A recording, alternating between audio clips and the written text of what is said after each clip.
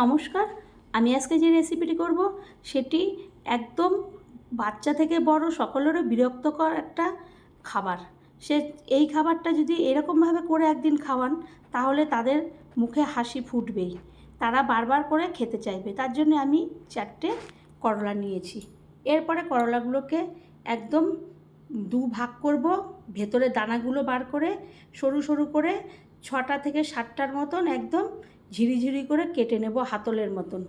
এইভাবে কেটে এরপর ওর মধ্যে লবণ মাখিয়ে আমি রেখে দেব, যাতে ওখান থেকে যে লবণ দেওয়ার পরে যে জলটা বেরোবে সেই জলটা ফেলে দিলে তিতকুটে ভাবটা একদমই থাকবে না।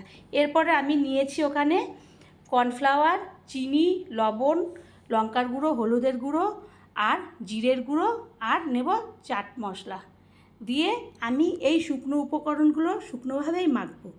আপনারা যদি চ্যানেলটি সাবস্ক্রাইব না করে সাবস্ক্রাইব করবেন, লাইক শেয়ার কমেন্ট করবেন, পাশে থাকা বেল বাটনটি টিপবেন, যে কোনো রেসিপি আপনার কাছে পৌঁছাবে। এরপরে শুকনো উপকরণগুলো সমস্ত চাট মশলা দিলে একটা ফ্লেভারটাও খুব সুন্দর আসে, খেতেও ভালো লাগে। আর চিনি না দিলে একদমই হবে না, যেহেতু করলা। এরপরে এদিকে একটা কড়াইতে তেল বসিয়ে দিলাম গরম করতে। তেলটা আস্তে আস্তে গরম হবে।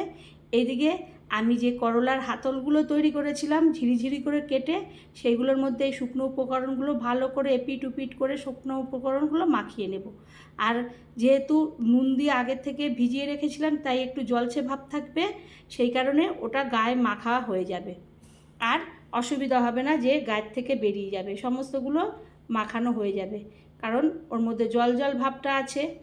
এরপরে এইভাবে আবারও আরেকটা নিয়ে এপিট উপিট করে হাত দিয়ে ভালো করে সমস্তগুলো গায়ে গায়ে মাখিয়ে এই উপকরণগুলো আবার আরেকটাও কড়াইয়ের মধ্যে ছেড়ে দেব।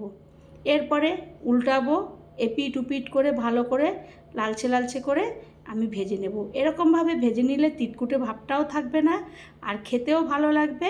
আর যেহেতু লবণ দিয়ে ভেজানো ছিল সেই কারণে তিতকুটে ভাবটা চলে যাবে। এরপরে আমি তেল ঝরিয়ে একটা প্লেটের মধ্যে এই করলার হাতলগুলো আমি তুলে নেব। তো বন্ধুরা, এইরকমভাবে করলে আপনারা গরম ভাতে এটা দিয়েই পুরোটা ভাত খেয়ে নেবেন, এটা বলতে বাধ্য হলাম। এরপরে আমি আবারও আরেকটা মাখিয়ে এরপর পরপর 4টে আমি এইভাবে মাখিয়ে ছেড়ে দেব, এর মধ্যে দিয়ে দেব সমস্তগুলো ওইভাবেই যেইভাবে আগেরগুলো মাখিয়েছিলাম শুকনো উপকরণগুলো এপিট উপিট করে। এরপরে আবার উল্টে পাল্টে সমস্তগুলো তেল ঝরিয়ে ওই প্লেটের মধ্যে, এরপরে একটা আমি আলাদা বড় প্লেট নিলাম, দেখলাম ওটার মধ্যে ধরবে না, তারপরে সমস্তগুলো আমি এইভাবে এর মধ্যে তুলে নেব, তুলে আমি রেখে দেব। আস্তে আস্তে করে একটা লাস্টেরটা তুলতে গিয়ে একটুখানি ফসকে যাবে, ওই তোলার ইয়েতে ওটা পড়ে যাবে, কিন্তু ওর মধ্যে লাগানো থাকবে। এরপরে আমি এটা ঠান্ডা হলে দেখব সুন্দরভাবে একদম যেরকমভাবে ছিল সেরকম মাছে আবারও রেসিপিতে দেখা হবে। ধন্যবাদ।